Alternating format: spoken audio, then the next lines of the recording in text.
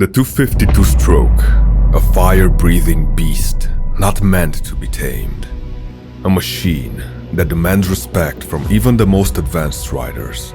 The slightest crack of the throttle launches this pre-mixed fuel rocket into motion, shredding the earth beneath it as the rear tire searches for traction.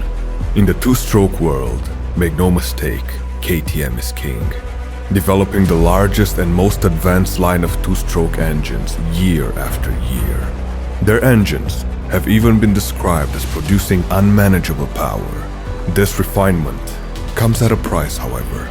You may ask yourself, how much does it cost to be a part of one of the most cult-like brands in motocross? Today is the day we find out.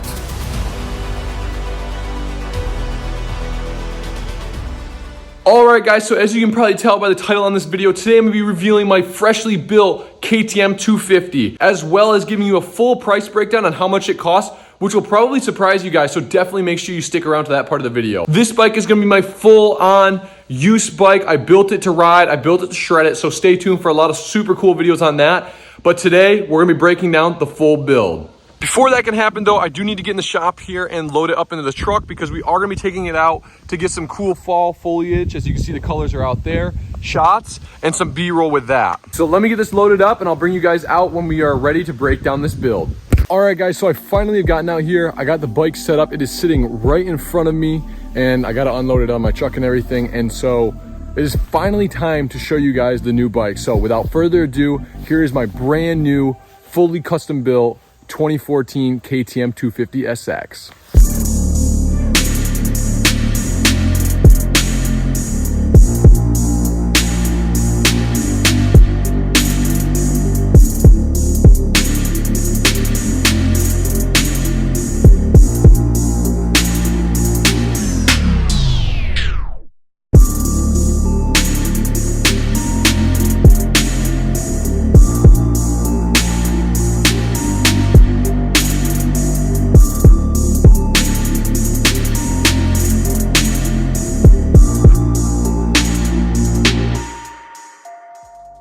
All right, guys, let's get right into it, breaking down exactly what I put on this dirt bike and how much it all cost. Starting off with the bike itself, this was a 2014 KTM 250 SX. Absolutely great bike. I've always been hunting out for one of these, and we got an absolutely smoking deal on this bike. It had 75, I think, original hours when we picked it up. It is a one-owner bike. I am the second owner.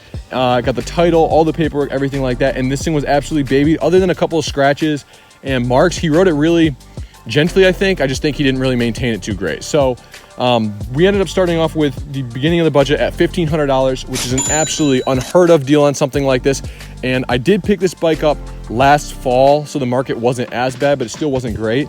And the reason why we waited until now is I ended up picking up this bike with the intentions of building it out, and then I broke my hand last fall, so couldn't really do anything. Rode it only a handful of times since then, and then tore it right down this fall to do the full build on it. So jumping into all the aftermarket parts, just to start off with the tires here, ended up getting some Dunlop Geomax, the AT81 tire. These are hands down one of my favorite tires. I used to run these when I used to race hare scrambles, and they always surprised me by how much they dug. So for that front tire ended up being $80, and for the rear tire it was $105.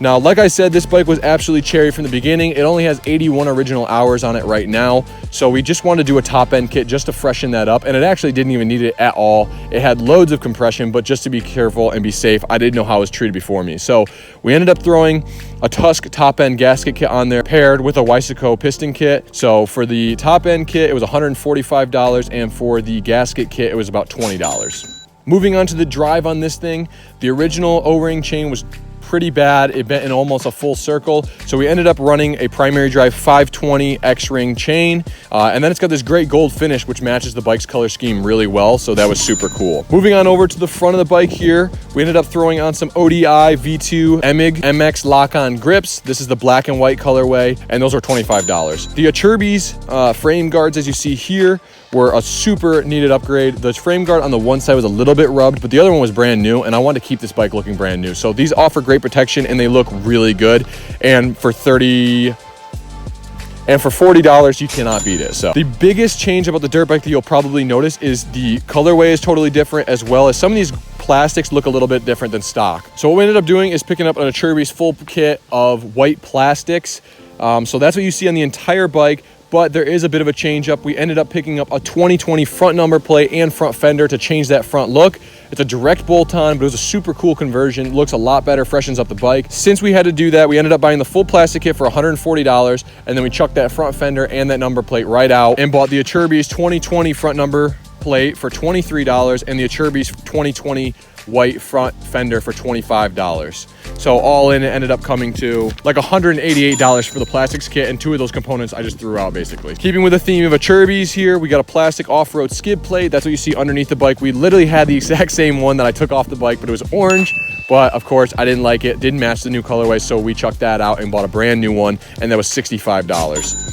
The Renthal fat bar pad on the front that you see complements the stock Renthal bars that the KTM comes with, but we threw that bar pad on. The old one was chipping and cracking really bad, and that was $23.36. So then for the tires, again, we ran heavy duty 2mm motorcycle tubes, front and rear, and they were $11.88 a piece, so ended up coming to about $24 for those. Then up front here, we are running an ASB forged lever for the brake lever, and the ASB lever was $60. On the left side, this bike came with it, but we were running a Pro Taper unbreakable lever as well. It's got some adjustments, pretty cool lever, but came with the bike, so I'm not gonna count that in the price breakdown. Getting the tires changed, because I will not do it, I refuse to do tires, was $30. We ended up doing front and rear brake pads on it, which came to about $50. The old ones were pretty whipped. The mud flap in the back of the bike was all chewed up because I burned the tire off of this before the build, so that was ruined, so we bought a new one of those for $23. Graphics are a pretty cool one as well. I got these custom made by a cool dude that I know.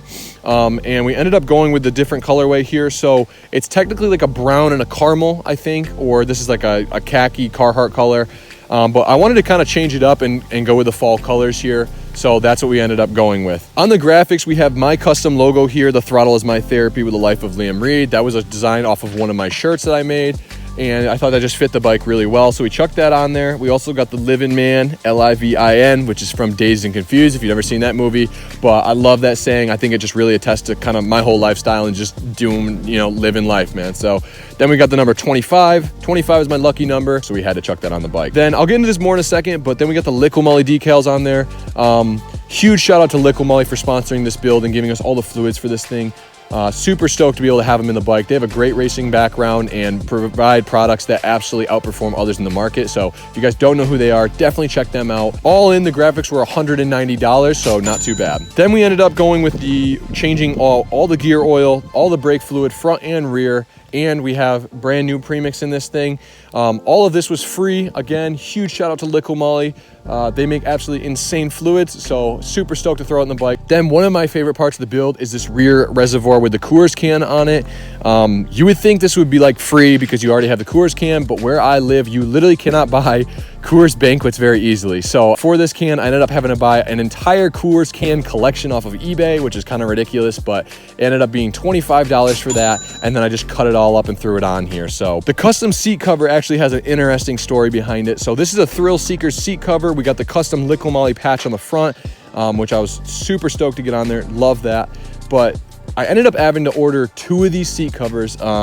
So unfortunately, this bike does have a high seat. I did not know it. So it's a taller seat than factory. So when I ordered the first seat cover at a cool $80, it didn't fit. And since it's a custom seat cover, there's nothing I can do. So I literally have it just sitting in the shop. And then I bought another seat cover. So that ended up being $160 worth of seat covers, but one I didn't even use. And finally, the last part of the build is the powder coated rear shock, or the spring on the shock rather.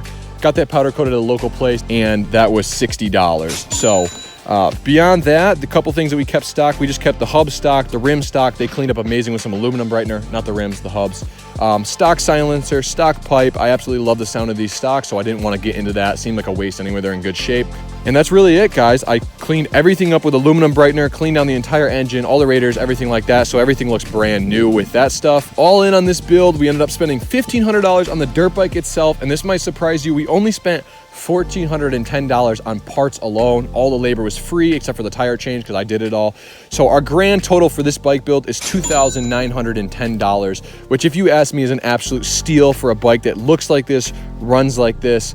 But stay tuned for a future video where I do the first ride on this bike. I have not ridden it yet, so we will do that in a future vid.